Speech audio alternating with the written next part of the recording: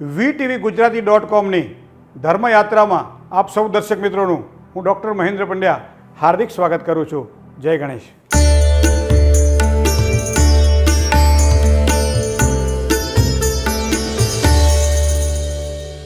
12મા ધોરણની પરીક્ષા પૂરી થઈ ગઈ, રિઝલ્ટ આવી ગયું. રિઝલ્ટ કેવું આવ્યું, કેટલા ટકા આવ્યા, કઈ રીતે માર્ક્સ વધ્યા, અભ્યાસમાં ક્યાં સુધારો દેખાયો, ક્યાં તકલીફો થઈ અને અભ્યાસ બાદ હવે પછી આગળ શું કરવું, તો કોનો આશ્રય લેવો, આ બધી બાબતોને આપણે ધ્યાનમાં રાખવી રહી. મિત્રો, ગ્રહો બહુ અનુકૂળતા આપે છે. કારણ છે કે ગ્રહારાજ્યમ પ્રયશ્ચંતી ગ્રહારાજ્યમ હરંતી ચ ગ્રહેશુ વ્યાપિતમ સર્વમ ત્રૈલોક્યમ સચરાચર.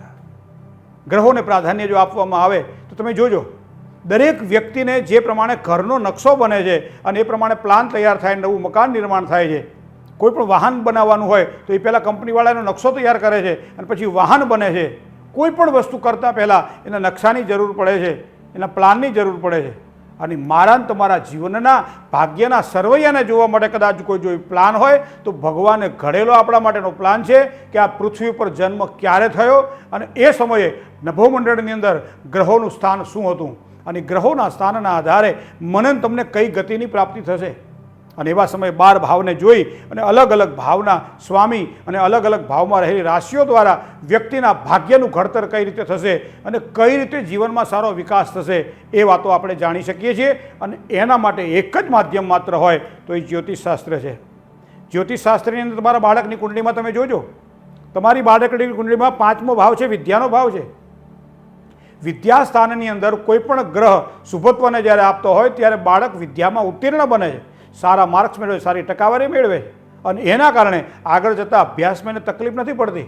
પણ કદાચ માનો કે 5મા સ્થાનનો સ્વામી ને 5મા સ્થાનનો કારક ભાવ ભાવેશ અને ભાવકારક કદાચ ક્યાંક પીડા આપતો હોય તો ટકાવારી થોડી ઓછી આવે, જેના કારણે યોગ્ય જગ્યાએ એડમિશન ન મળે. ટકાવારી ઓછી આવે જેના કારણે જે ભણતર કરવું હોય ભણતરમાં આગળ ન વધી શકાય. બની શકે છે આવું. પણ ગ્રહો તો આપણને આમ જીવતા શીખવાડે અને એથી તમને આગળ જાઓ.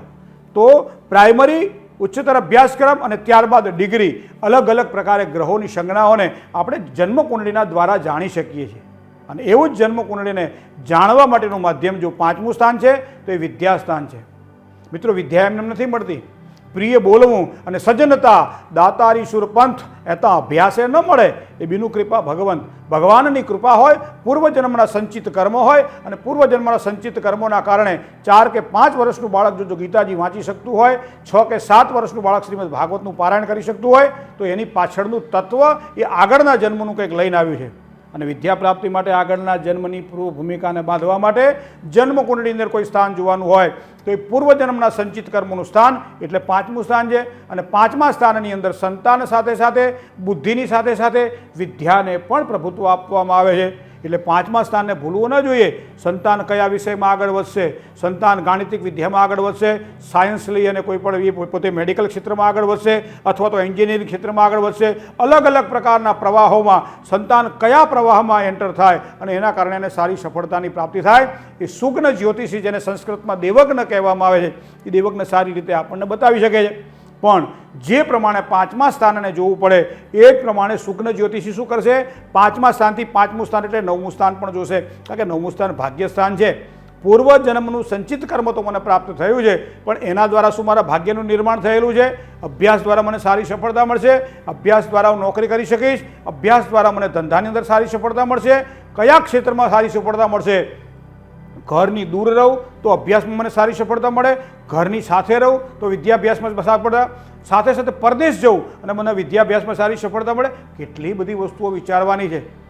એક સમય એવો હતો કે ભાઈ મા બાપને ખબર નહોતી કે વિદ્યાર્થીઓ કઈ શ્રેણીમાં ભણે છે અને અત્યારે તો બાલ્યકાળથી વિદ્યાર્થીને વિદ્યા પ્રાપ્તિ માટે જ્યારે ખૂબ પ્રયત્ન કરી મહેનત દ્વારા એ તૈયાર કરવામાં આવે છે ત્યારે કુંડળીમાં 2 સ્થાનનો વિચાર કરજો. મિત્રો, લગ્નેશની સાથે સાથે 5મું સ્થાન, 5મા સ્થાનની સાથે સાથે ભાગ્ય સ્થાન એ આપણા બાળકની જન્મકુંડળીના આધારે પડેલા ગ્રહો અને ગ્રહોના આધારે કયા પ્રવાહની અંદર એ ઉત્તીર્ણ થશે અને કયા પ્રવાહની અંદર પ્રવેશ કરે તો એના કારણે એને સારી સફળતા મળે. આ બધી જ વસ્તુ આપણે જન્મકુંડળીના આધારે જોઈ શકીએ છીએ. બીજી વાત તમને કહું, 2 સ્થાન તો આપણે જોયા, 5મું સ્થાન જોયું, 9મું સ્થાન જોયું, પણ વાણીનું સ્થાન જોવું પડે. કારણ કે જે ચેતાતંતુ છે, જે જ્ઞાનના તંતુઓ જે છે બધા જે મગજને સતત એક્ટિવ રાખે છે, પોઝિટિવ થિંકિંગ આપે છે, એ તો પાછું બીજું સ્થાન છે. અને બીજું સ્થાન એટલે વાણીનું સ્થાન છે, બીજું સ્થાન એટલે ધનનું સ્થાન છે, બીજું સ્થાન એ પરિવારનું સ્થાન છે. તો એવા સમયે આ ચેતાતંત્રનું જે સ્થાન છે એ કેટલું ગ્રાસ્પ પાવર શું છે, એનો શું ગ્રહણ કરી શકશે, આગળ વધી શકશે કે નહીં શકશે. તો એના માટે બુદ્ધિનું સ્થાન છે એ બીજું સ્થાન છે. તો બુદ્ધિના સ્થાનમાં રહેલા ગ્રહોને પણ ધ્યાનમાં રાખવા પડે છે. સૂર્યથી જ્યારે બુધ આગળ હોય ત્યારે માણસ સામાન્ય વાચાળ થાય એવી સામાન્ય જ્યોતિષની માન્યતાઓ ખરી, પણ કયા પ્રકારે વાચાળ થાય, કઈ રીતે એને આગળ વધવાનું છે, અભ્યાસમાં વાચાળ થશે, ધંધામાં એ વાચાળ થશે, પોતાના પરિવારમાં ક્યાં એની બુદ્ધિ કામ કરશે. આ બધી જ વસ્તુઓ જન્મકુંડળીમાં બીજા સ્થાનના આધારે જોવામાં આવે છે. પણ એની સાથે સાથે વિદ્યાનો કારક ગ્રહ છે એ બૃહસ્પતિ કહેતા ગુરુ છે.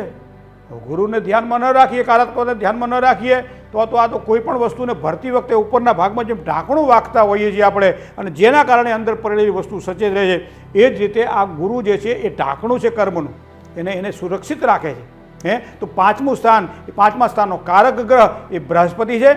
ગુરુને પણ કુંડળીમાં જોવો પડે. શુક્ર સાથે સૂર્ય એ માણસને કદાચ ટેકનોલોજીમાં આગળ વધારી શકે, આઈટી ક્ષેત્રમાં ઉત્તીર્ણ બનાવી શકે, કોઈ પણ પ્રકારના અત્યાધુનિક ઉપકરણોની સાથે એને સંલગ્ન રાખી શકે, ઘણું બધું કરી શકે. પણ જો ગુરુ નબળો પડ્યો હોય તો પાછું ક્યાંક ને ક્યાંક વિઘ્નો આવે. તો બાળકની કુંડળીમાં રહેલા આ ગ્રહોના આધારે હું તમે જાણી શકીએ છીએ કે કયા ક્ષેત્રમાં મારું બાળક ઉત્તીર્ણ થશે. તો મિત્રો બહુ સરળતાથી વાત કરું તો પાંચમા સ્થાનને, નવમા સ્થાનને, બીજા સ્થાનને જો જોવું પડે, ગુરુને જોવો પડે, બુધને જોવો પડે. તો આ પ્રમાણે જોયા પછી, કારણ કે હું તમને કહું કે આપણે વિચારીએ કે મારા છોકરાને મારે ચાર્ટર્ડ એકાઉન્ટન્ટ બનાવવો છે, તો સીએમાં સફળતા મળશે કે કેમ, તો એના માટે બુધનું જોઈએ, ચંદ્રના નક્ષત્રમાં બુધ જોઈએ. હવે આ હોય તો છોકરો ઉત્તીર્ણ બનીને આગળ વધી શકે છે. બાકી એને લાઈન ચેન્જ કરાવવી પડે, અથવા તો એને જે મનગમતું જે પસંદગીનું હોય એવા વિષયમાં એને પ્રવેશ કરાવવો પડે, અને જેના કારણે એને સારી સફળતાની પ્રાપ્તિ થાય.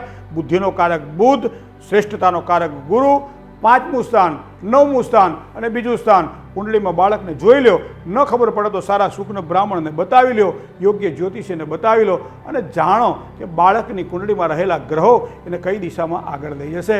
બહુ જ સરસ રીતે વિદ્યાભ્યાસમાં આગળ વધવા માટે આ વસ્તુની ખાસ જરૂર છે. જય ગણેશ. VTV ગુજરાતી.comની ધર્મયાત્રામાં આપ જોડાયા બદલ સૌનો ખૂબ ખૂબ આભાર. ફરીથી નવા વિષયો સાથે ફરીથી મળશું. મને ડૉક્ટર મહેન્દ્ર પટેલ રજા આપશો. જય ગણેશ.